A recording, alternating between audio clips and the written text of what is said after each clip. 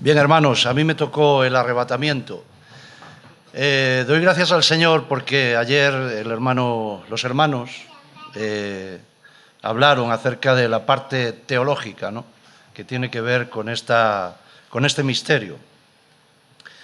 Cuando leí el tema que me tocaba a mí, pues no pretendí, ¿no?, digamos, hacer un estudio, ¿no?, hablar acerca de la teología, ¿no?, del arrebatamiento, ¿no?, sino hablar más bien de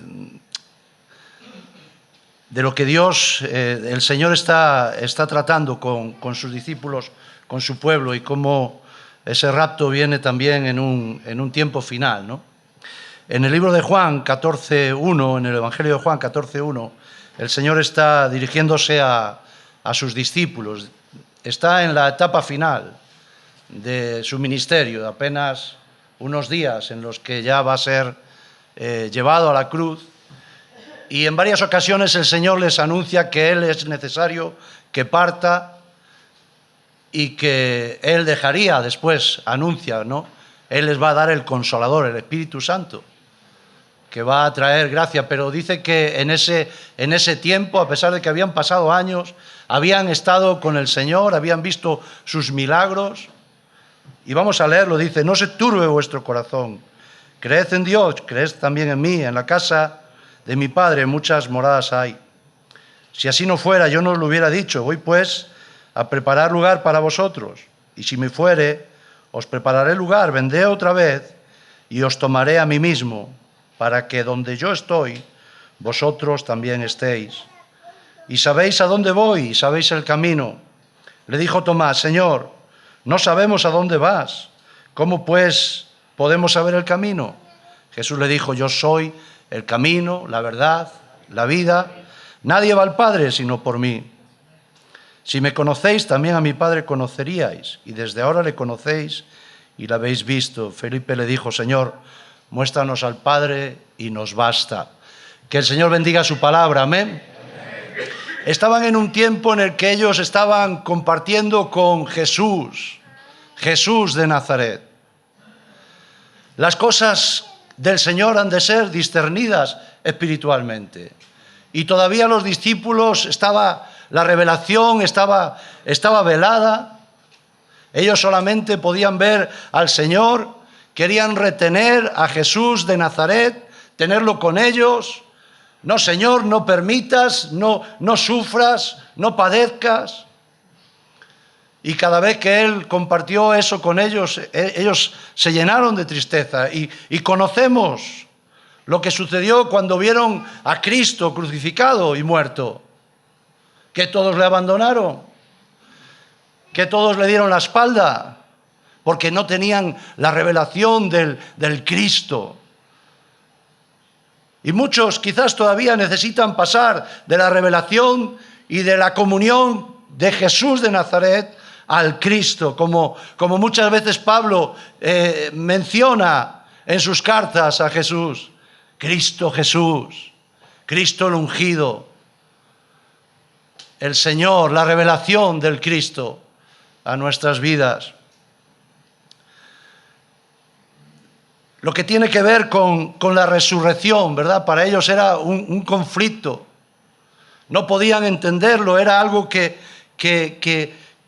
necesitaban el Espíritu Santo, la revelación, para comprenderlo. Dice que Pablo fue invitado a predicar en el Areópago ateniense, porque les parecía que hablaba de nuevos dioses. Era un lugar donde los filósofos intelectuales se reunían en Atenas para escuchar nuevas filosofías, ciencias, religiones. Y dice que todos le escucharon con mucha atención mientras él disertaba sobre el Evangelio. Pero cuando les habló de la resurrección, entonces dice que se burlaban de él y decían: ya hablaremos de esto en otro día. Pero gloria al Señor, dice que también algunos le creyeron el Evangelio y se acercaron y compartían con Pablo. Gloria al Señor. prediquemos la verdad, prediquemos la revelación de la palabra. Gloria al Señor, amén. En el libro de Primera de Corintios, capítulo 15, versículo 51, es el texto que venía para tomar de referencia, ¿no? Y nos hablas, dice, os digo un misterio, no todos dormiremos, pero todos seremos transformados. En un momento, en un abrir y cerrar de ojos y al final de la trompeta, porque se tocará la trompeta y los muertos serán resucitados incorruptibles y nosotros seremos transformados. Mira, hermanos, la iglesia de Corintios, era costumbre de Pablo cuando llegaba a las ciudades, cuando estaba por un tiempo compartiendo, sembrando y levantando las iglesias, él se acercaba a los judíos, visitaba las sinagogas, visitaba a los judíos para compartir con ellos. Parece ser que esta iglesia en Corintio más bien estaba formada por gentiles que venían sin un conocimiento, más bien llenos de pensamientos, de filosofías, de otras religiones. Y para ellos el tema de la resurrección era un conflicto. Y cuando nosotros leemos estas cartas pastorales, para nosotros hoy son libros que son referencias, son doctrinas, son la enseñanza, son el fundamento de la iglesia, ¿no?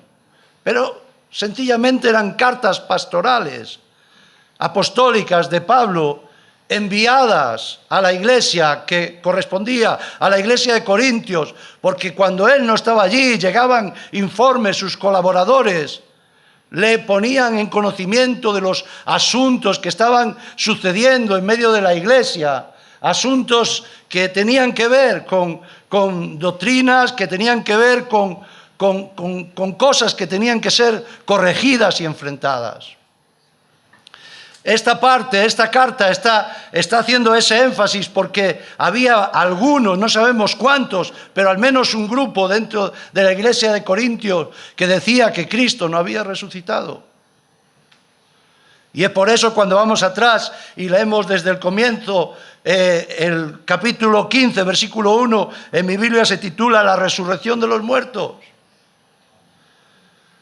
Creo que gran parte de la iglesia y a lo largo de la historia siempre ha esperado recibir al Señor en el aire. Pero tenemos ya, por cierto, que la gran parte de la iglesia va a ser levantada del sepulcro. Y para ellos era un conflicto, ¿no?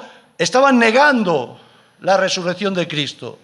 Y en esta carta Pablo está insistiendo, está afirmando, está corrigiendo esa deficiencia fundamental, tan importante como la cruz, como la sangre, la expiación de los pecados. Viene a ser confirmada y sellada por la resurrección.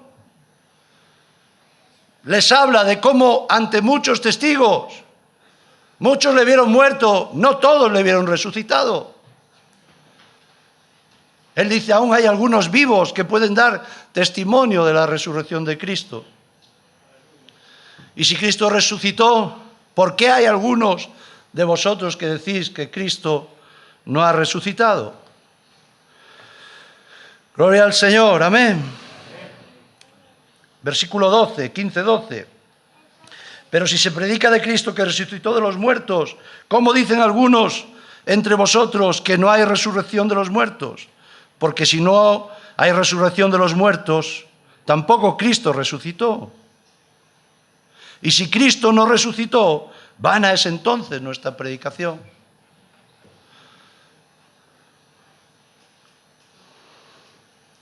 Y somos hallados falsos testigos de Dios, porque hemos testificado de que Dios, que Él resucitó a Cristo, el cual nos resucitó, si en verdad los muertos no resucitan. Porque si los muertos no resucitan, tampoco Cristo resucitó. Y si Cristo no resucitó, vuestra fe es vana, aún estáis en vuestros pecados. La resurrección de Cristo confirma la expiación. Si Cristo no resucitó, entonces vuestra fe es vana. Si Cristo no resucitó, comamos y bebamos, porque mañana moriremos. pero Cristo ha resucitado. Aleluya. La expiación, el sacrificio de Cristo se sella con su resurrección. Dice, porque es necesario. Vamos a leer ese texto, versículo 20, perdonad. Mas ahora Cristo ha resucitado de los muertos. Primicias de los que durmieron es hecho. Es la primicia de todos los que vamos a resucitar en Él. De todos los que murieron en Cristo y que esperan el arrebatamiento desde el sepulcro, hermanos. Quizás para muchos este es un tema que todavía no comprenden, no disciernen y necesitan o necesitamos pasar de Jesús de Nazaret a Cristo Jesús. La revelación del Cristo. La revelación, porque si no es revelado por el Señor, en nuestra mente natural, intelectual, vamos a topar con tantos argumentos que va a ser imposible. Pero cuando el Espíritu Santo liberta, quita los velos, entonces discernimos espiritualmente la verdad y se hace viva y transforma. Y no hay rechazo, y no hay dudas, y no hay temores. Confiamos plenamente en la palabra del Señor. Si no hay resurrección, en tanto nuestra fe es vana. Somos, dice, dignos de lástima. Gloria al Señor. Versículo 23. Pero cada uno a su debido orden, Cristo las primicias, luego los que son de Cristo en su venida. Luego, en fin, cuando entregue el reino al Dios y Padre y cuando haya suprimido todo dominio y autoridad y potencia, porque preciso es el que Él reine hasta que haya puesto a todos sus enemigos bajo sus pies. Y el postrer enemigo que será destruido es la muerte. Jesús le dijo a Marta, yo soy la resurrección y la vida. El que cree en mí, aunque esté muerto, vivirá. Tenemos testimonios en la palabra de hombres que resucitaron. Miguel a veces comparte de un hombre que resucitó, creo que era en la Plaza de las Cebolas, ¿no? O en un lugar en Portugal, en Lisboa. Creo que ya falleció ese hermano. Resucitó, pero volvió a morir. Lázaro resucitó, pero volvió a morir.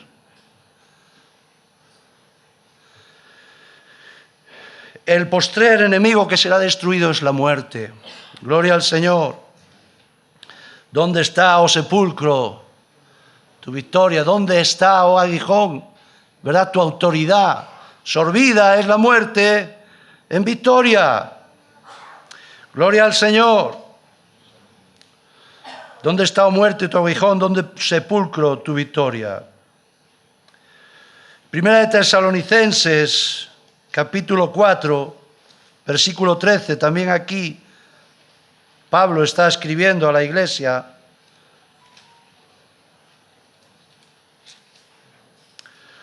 Tampoco queremos, hermanos, que ignoréis acerca de los que duermen, para que no os entristezcáis como los que no tienen esperanza. Porque si creemos que Jesús murió y resucitó, así también traerá Dios con Jesús a los que durmieron en él. Por lo cual decimos esto en la palabra del Señor, que nosotros que vivimos, que habremos quedado, no precederemos a los que durmieron, porque el Señor mismo, con voz de mando, con voz de arcángel y con trompeta de Dios. Algunos dicen que es un acto secreto, pero aquí está diciendo que es un acto visible, que todo ojo le verá, toda lengua confesará que Jesucristo es el Señor. No es un acto secreto, sino un acto con gran trascendencia, con gran impacto. Descenderá del cielo y los muertos en Cristo resucitarán primero.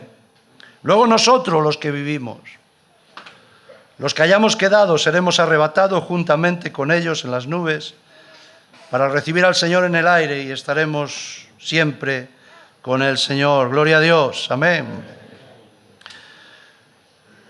Parece que gran parte de la iglesia, hermanos, en ese tiempo, estamos hablando que Quizás Corintios se escribió en el año 50 y del primer siglo. Era una iglesia más o menos joven.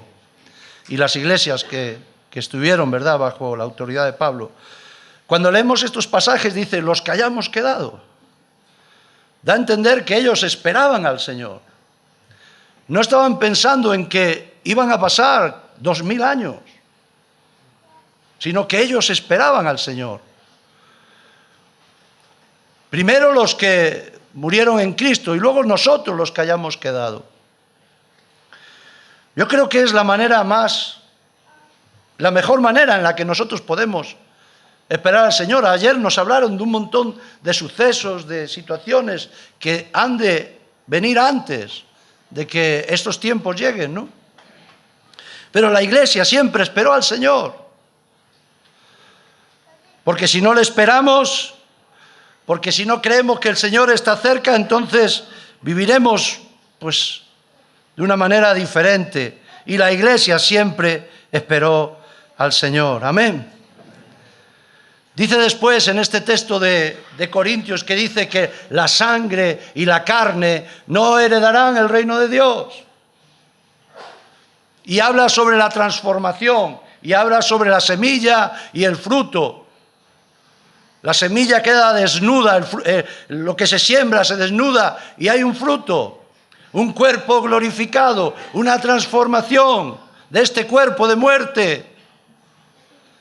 Nuestro cuerpo será transformado en un instante, en un abrir y cerrar de ojos. Estuve leyendo algo, dice que son como 12 ¿qué serían? Milésimas de segundo. ¿Te imaginas? Transformados.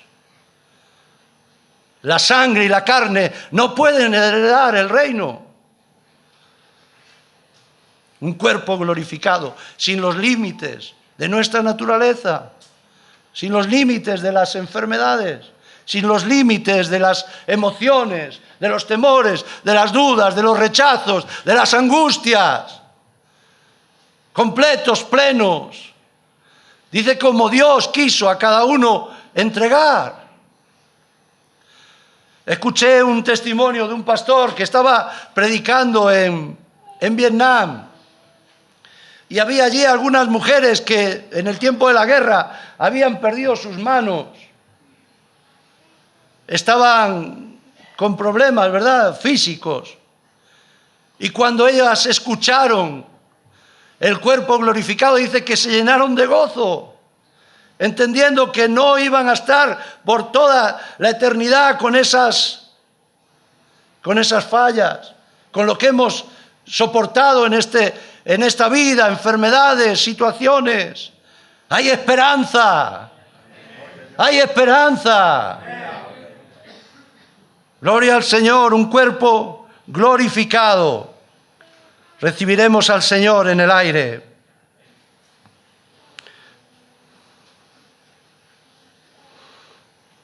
Efesios 2, versículo 20. Creo que voy bien, ¿no? No me paso, ¿no? Dice, edificado sobre el fundamento de los apóstoles y profetas, siendo la principal piedra del ángulo Jesucristo mismo.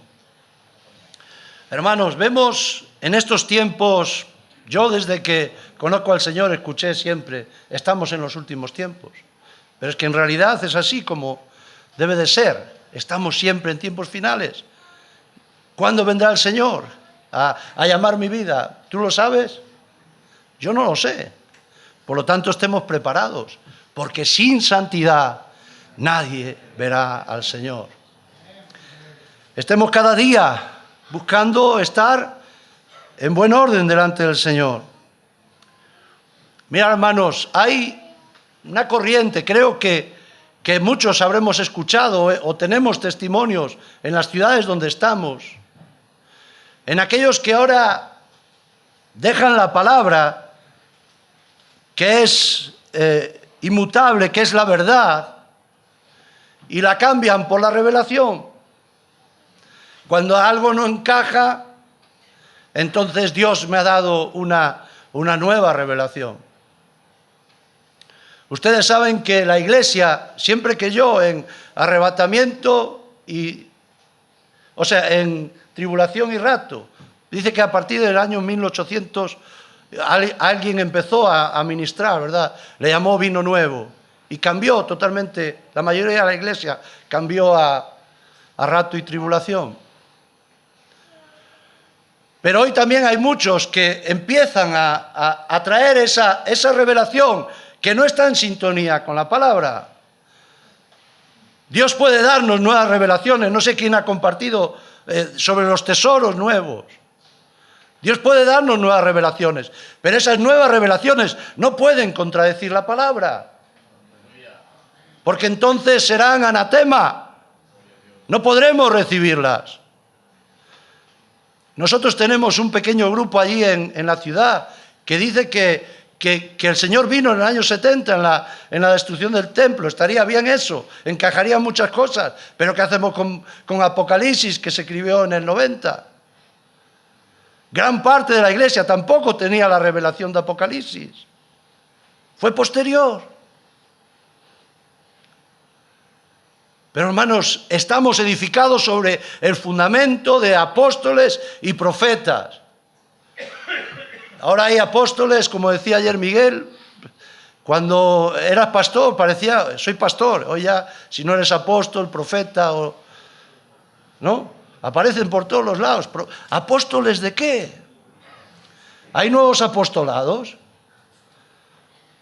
¿O es seguir el ministerio apostólico? Mantener la visión, la sana doctrina. Claro que hay movimientos, llamamientos, apostolados, pero para seguir edificándonos sobre esa revelación, la verdad de la palabra, inmutable, no puede ser cambiada. No podemos recibir otro evangelio, como dijo Pablo. Si aun yo mismo os predicara otro evangelio, no lo recibáis. Porque Pablo también se podía desviar. Estamos edificados sobre el fundamento de los apóstoles y profetas, cuya principal piedra del ángulo es Jesucristo mismo. Gloria al Señor. Tito 2. A partir del versículo 11.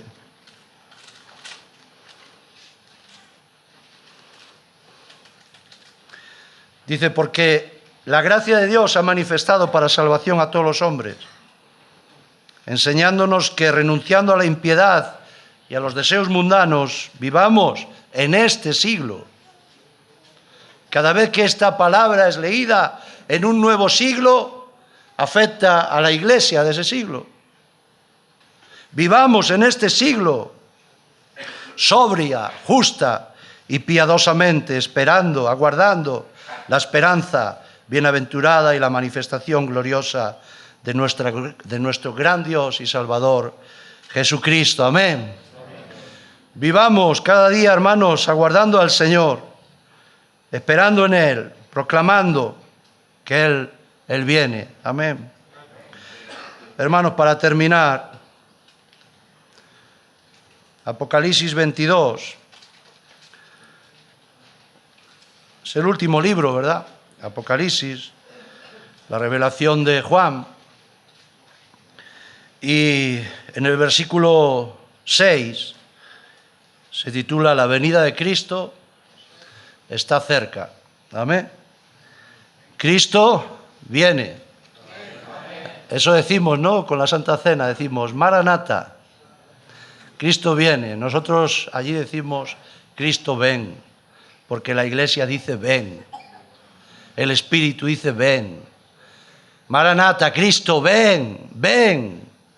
Anhelamos que vengas. Estamos esperando al Señor. Amén. Maranata, Cristo ven. Cristo. Cristo ven. No, Cristo viene. Bueno, ya vendrá. Cristo ven. Cristo ven. Gloria al Señor. He aquí vengo pronto, dice el Espíritu, a la iglesia de todos los siglos. He aquí, vengo pronto. ¿A quién se lo dice? A nosotros. Se lo dice a la iglesia de todos los siglos. Vengo pronto. Bienaventurado el que guarda las palabras de la profecía de este libro. Versículo 12. He aquí, yo vengo pronto y mi galardón conmigo para recompensar a cada uno conforme a sus obras. Bienaventurados los que lavan, versículo 14, sus ropas para tener derecho al árbol de la vida y para entrar por las puertas de la ciudad. Hermanos, tenemos que guardarnos en medio de este mundo de tantas cosas, no solamente de las cosas ajenas a la iglesia, también del mover que en muchos lugares se produce, y tenemos que tener discernimiento y sabiduría, mantenernos fieles, firmes.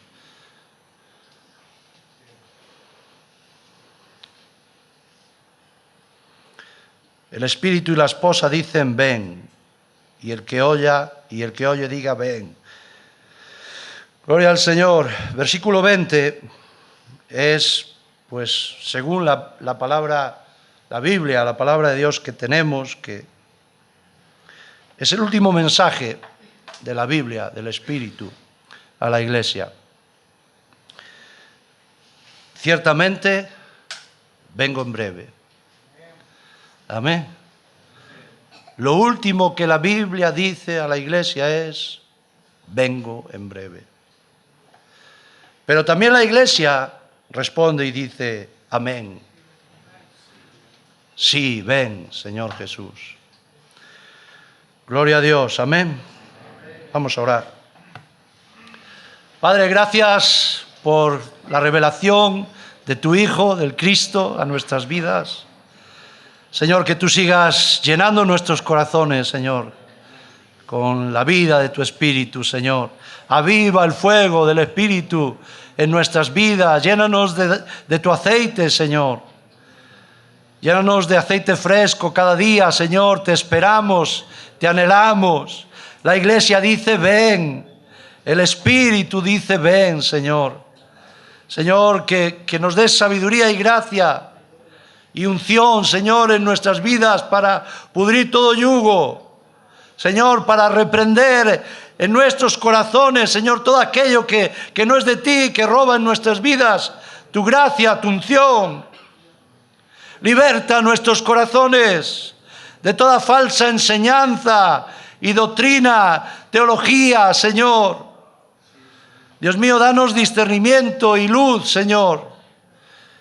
Y tu gracia, Señor, para esperar en ti cada día, Señor. Gracias por tu presencia con nosotros, por todo lo que estamos recibiendo. En el nombre de Jesús. Amén.